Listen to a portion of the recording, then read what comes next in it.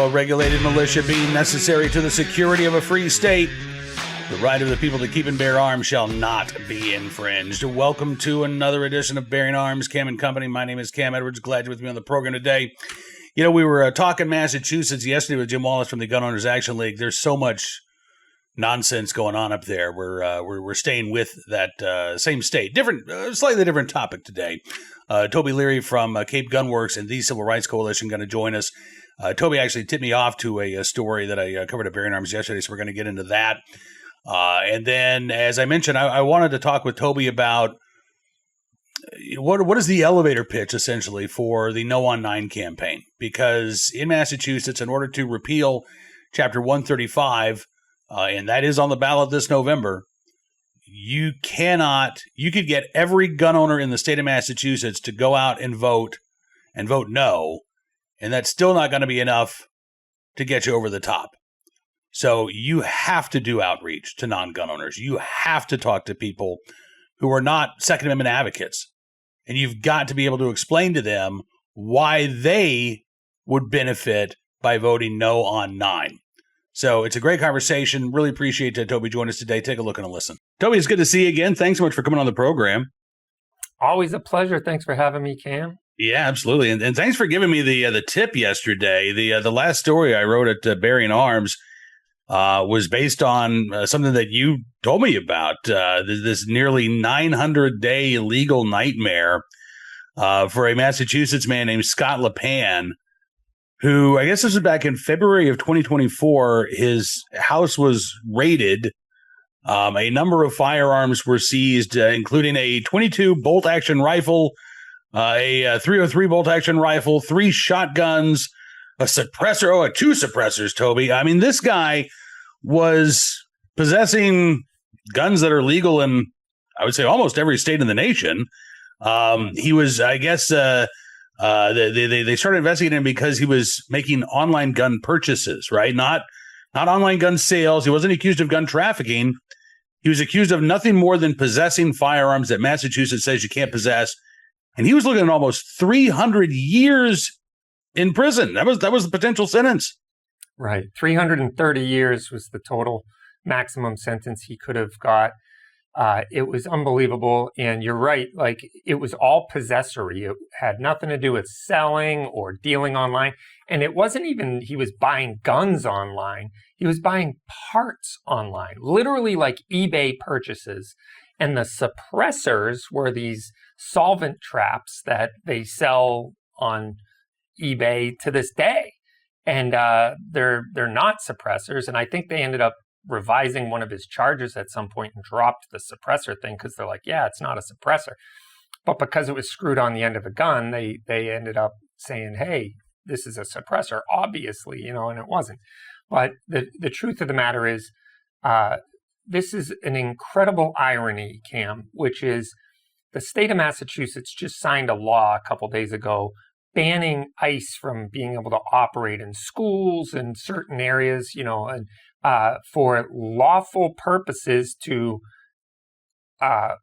enforce code violations of the law, right, on people who shouldn't be here. But the state bent over backwards to infringe upon a citizen's right, and in conjunction with the federal government. They had no problem working with the federal government when it came to railroading a citizen of the state of Massachusetts over the enactment of their lawful rights. Yeah. Their Second Amendment rights.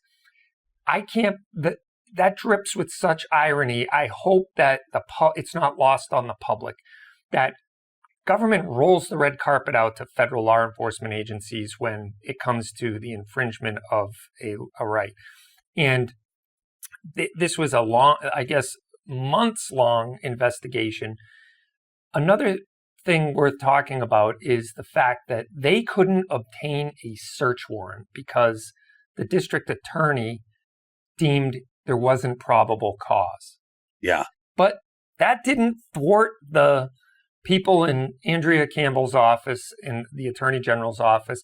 That didn't thwart the state police one iota. It was just a mere, obstacle to overcome. So when they arrested him for a traffic violation after he was heading to the store to buy some food for dinner, that was part of their investigation, and it was right in their depositions that they wanted to get him off the property and then confront his fiancée at the house so that they could coerce her into letting them come into the house and search. Without a warrant. Because they weren't able to obtain, without a warrant, yeah.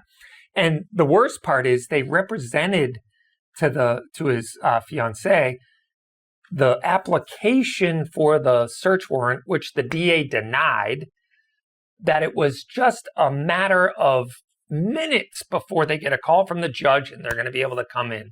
They literally showed her the form because she said, let me see a warrant. Well, this is same as a warrant right here. This is, it's only a matter of, it's just a matter of minutes before we get the all clear to come in your house. So we're coming in one way or another, whether you let us in or not. And she went in the house and they followed her right through the door after she told them like a half a dozen times to leave and come back with a warrant.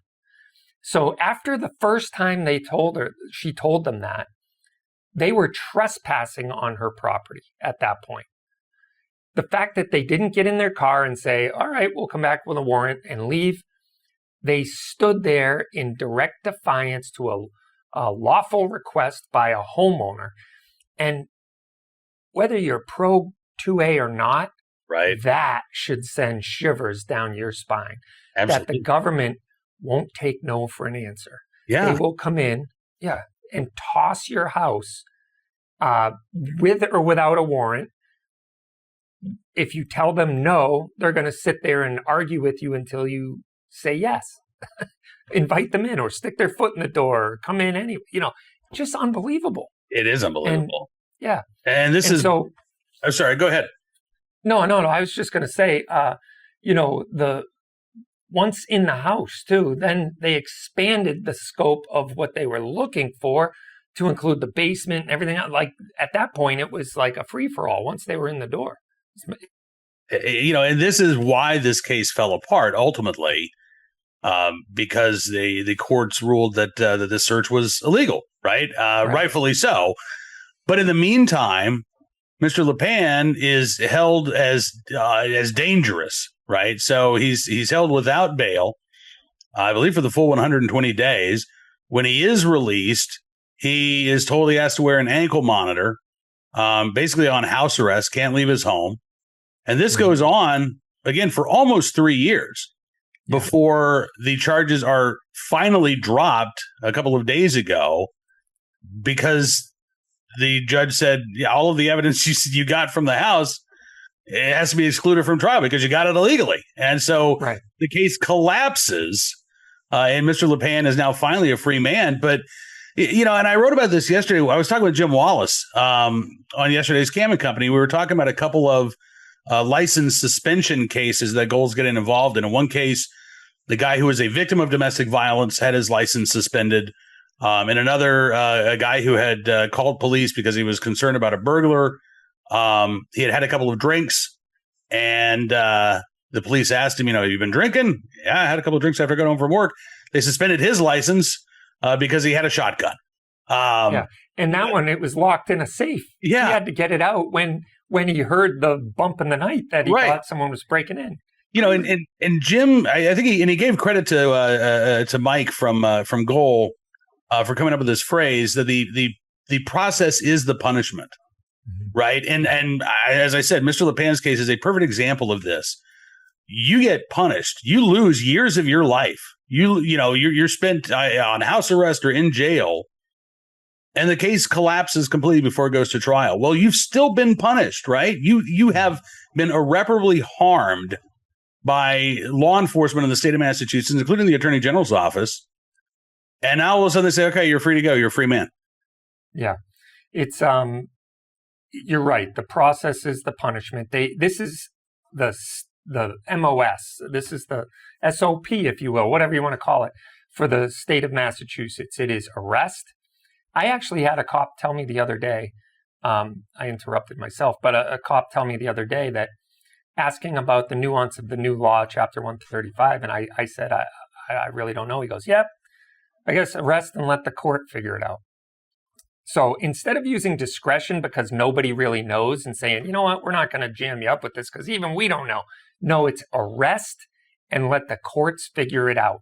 Well, you just cost that citizen thousands of dollars, not to mention record, not to mention probably a license suspension in the meantime, and treat him like a violent criminal, all to figure out the nuance of some technical violation of Chapter 135. That needs to stop. And I think this case will be the test case that'll help stop this foolishness, because they will pull out all the stops against gun owners. They don't care how much it costs. They don't care how much inconvenience. They don't care how your life is ruined. And thankfully, Scott had a very strong family, but this could ruin a family. He has 2 small kids. His wife has to be the breadwinner. He can't work, and yet he's not even been found guilty of a crime. And for 2.5+ years, he's stuck at home. He misses birthdays. He misses sporting events. He misses, going to work or going to church or doing the things that Americans take for granted. This is the type of thing you would read about in North Korea and go, wow, thank God I'm an American. But unfortunately, it happened right in my backyard in Falmouth, Massachusetts. And, Andrea Campbell didn't lose a lick of sleep over this. I promise you that. And it was all for technical violations. He wasn't robbing banks. He wasn't rolling old women, for their purses. He wasn't stealing cars. He wasn't committing any criminal act whatsoever. It was possessory. And, we all know the right to keep and bear arms is just that, and how it shouldn't be infringed. But yet, man, oh man, we got a long way to go in Massachusetts to recover those rights and to change the mindset between government and the Commonwealth, the citizens of the Commonwealth, from a hostility towards them to like, yeah, you have a right, and the burden's on government to prove that they can infringe on the right. And if they do so, it's done in a way that is constitutional. So I think that this could be hundreds of millions of dollars in civil lawsuits. I hope so. I hope so too. I hope that Mr. LaPlante sues the state for. Honestly, you're right. I'm not sure that you can put a monetary total on the damage that was done, but hundreds of millions of dollars. That would be a nice start. Yeah. And this happened. I think that, again, this ties directly into the efforts by the Civil Rights Coalition to repeal Chapter 135. And as I was talking yesterday, I think one of the challenges that you guys face there, Toby, is how do you explain to a non-gun owner in Massachusetts in 30 or 60 seconds all of the problems with Chapter 135, right? Because we could talk about it for hours, and I don't even think we'd get to the bottom of every one of these issues. So what is the elevator pitch for the No on 9 campaign? How do you what is the one thing you want non-gun owners in Massachusetts who are going to be going to the polls this November to know about these gun laws? Well, I think the case between, like with Scott LaPlante and Kyle Collada, are the perfect segue or the perfect elevator pitch, because you can say, look, do you want law enforcement resources spent jamming up good people for technical violations of these malum prohibitum crimes, or do you want law enforcement going after drug dealers and rapists and violent career criminals who are out on the street, repeat offenders with firearms? Do you want them to go after them, or do you want them to go after me because I have the wrong muzzle device or an adjustable stock on my shotgun or my rifle? Let's face it, what is going to make us safer? And they pitch the whole Chapter 135 as gun safety legislation. They love to call it that. I think the governor and any supporter of Chapter 135 would have a hard time coming up with one example since the passage of this law that has made us safer in any way, shape, or form. In fact, I could rattle on for an hour about all of the cases that it has made us less safe. especially with the types of firearms and less control over them with fin grips and no, hand guards, et cetera. You can't adjust them to the right length of pull. All that stuff degrades my ability to shoot my gun accurately and have good control on it. And also, look at the the guy who shot up Cambridge a couple months back, Tyler Brown. He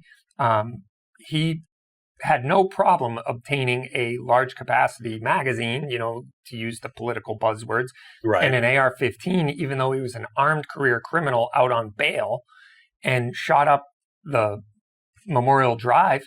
But all the while, the one citizen who was armed there that did spring into action, very brave man, had his gun in a locked container in the back seat.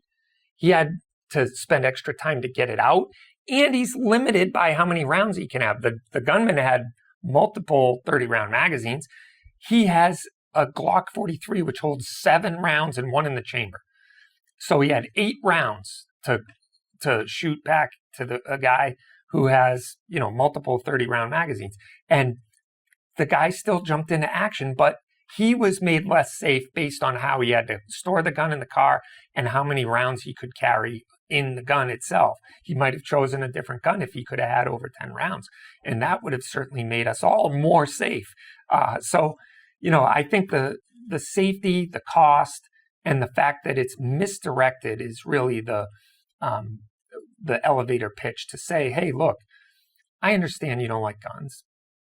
I'm not trying to convince you otherwise. But the truth of the matter is, you are not more safe because I have a restriction on me. I'm the guy who follows the law. What you really need to worry about is the psycho or the armed career criminal who continually obtains guns and your justice system lets him go.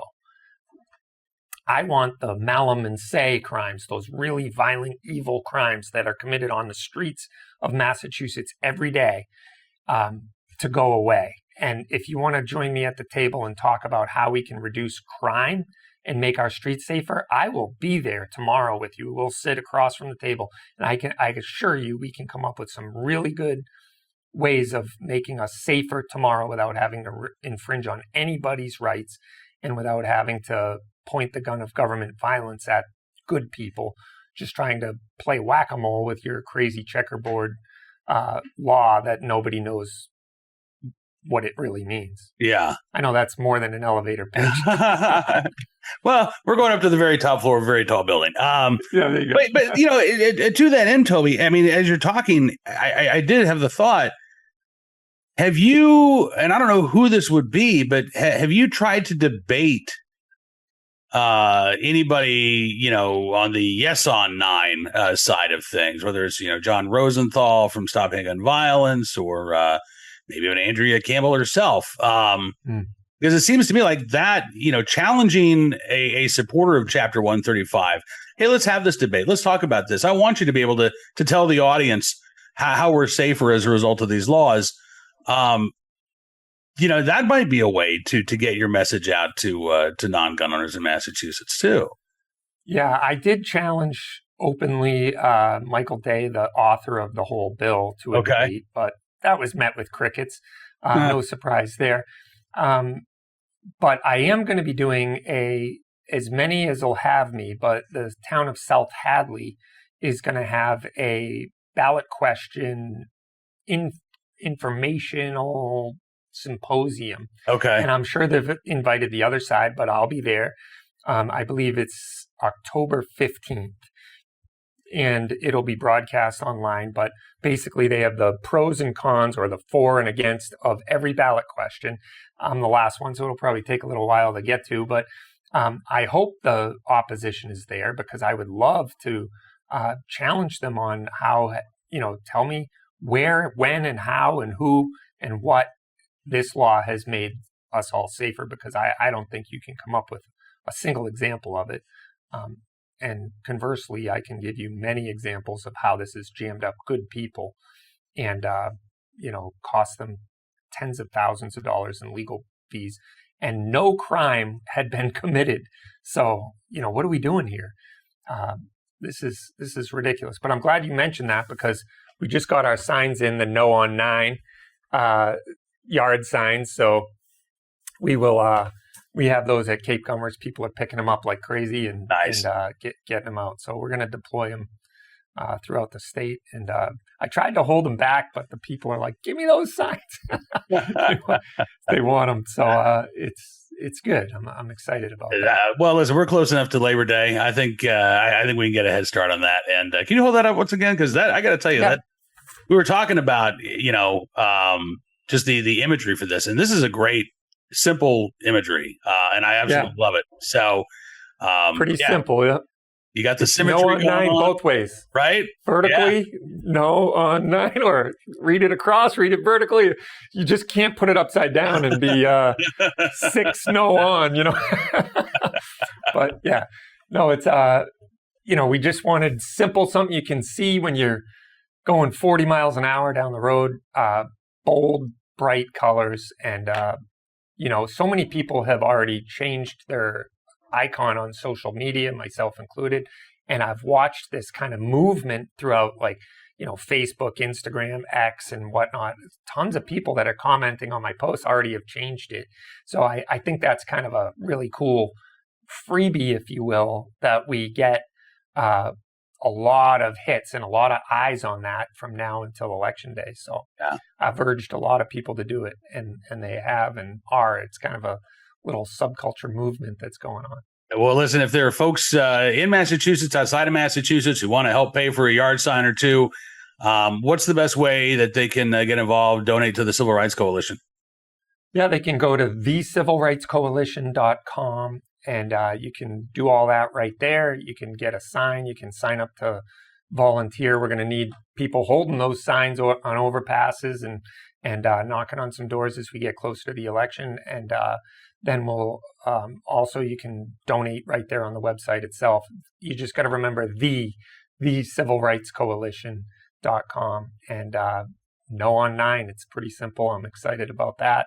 And we'll see if any more towns do those symposiums, because I'll do as many of them as I can. I hope so. And I hope that, I'd love to see the Fox affiliate in Boston, or the Boston Herald, or heck, the Boston Globe, put out a call to debate this issue, because I'm not surprised that Michael Day didn't respond to you. I don't think any supporter of Chapter 135 wants to have a one-on-one debate with you about the efficacy of these laws, the public safety aspect of these laws, because I think they know that they're going to lose that debate, quite honestly. Yeah.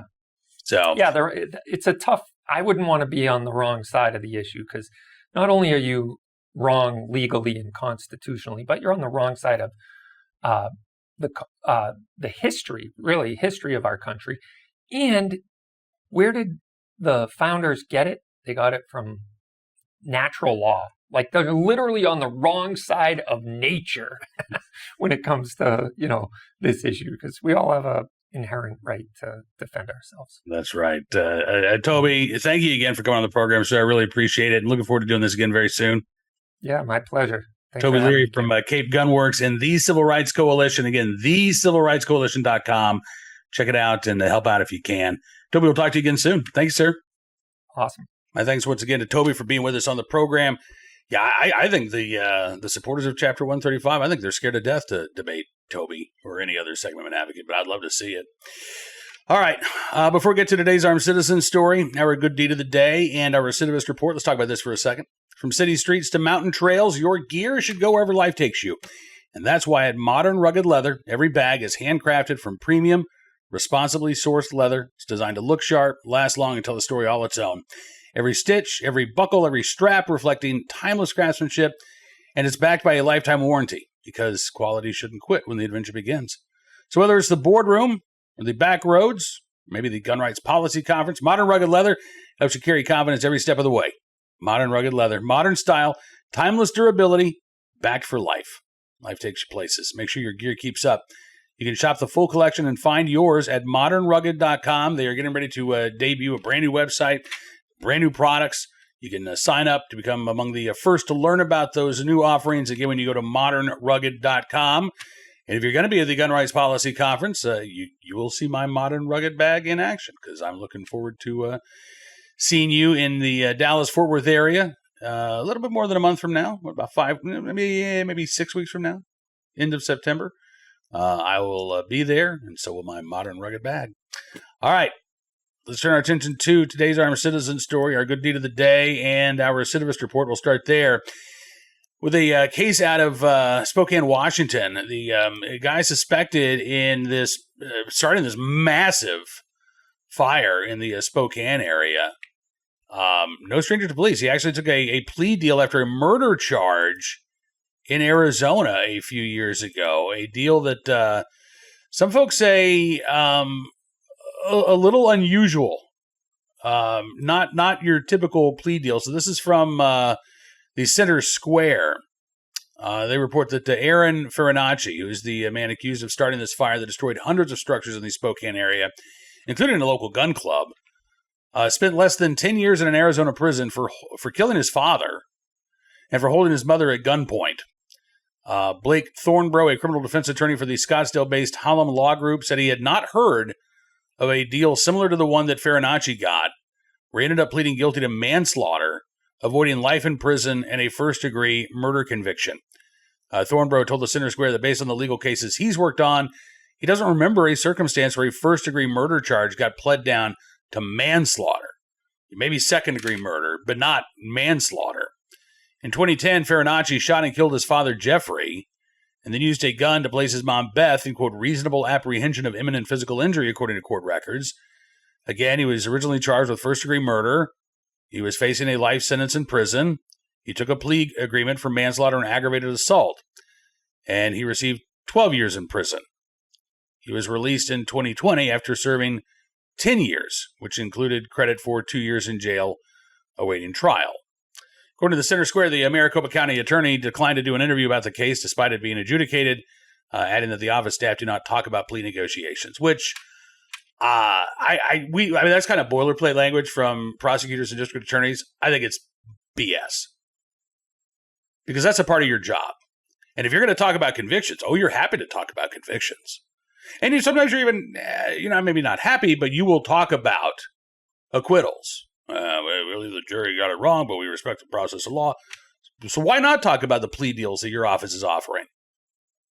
And I think it's because a lot of times there are significant questions. The public would say, why did you do this? And look, the prosecutor could say, listen, we had evidentiary issues. We had a lot of witnesses who didn't want to testify. But they don't want to talk about that. Because sometimes the answer is, we just wanted to resolve this case as quickly as possible. And get the best terms we thought possible. And it sounds like that may have been what happened there in Maricopa County.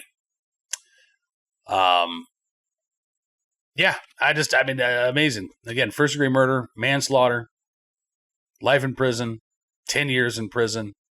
And now this guy, again, is accused of starting a fire that burned over 800 structures, more than 10,000 acres, including more than 700 homes. It's unbelievable. And he could have been and should have been behind bars. All right, today's Armed Citizen story from Philadelphia, West Philadelphia, born and raised. I don't know if the Armed Citizen question was actually West Philadelphia, born and raised, but he was in West Philadelphia when he was the victim of an attempted carjacking. According to police, this happened near the intersection of 51st and Kershaw Streets about 7:15 Monday morning. This wasn't some, late night crime, man. This was morning commute.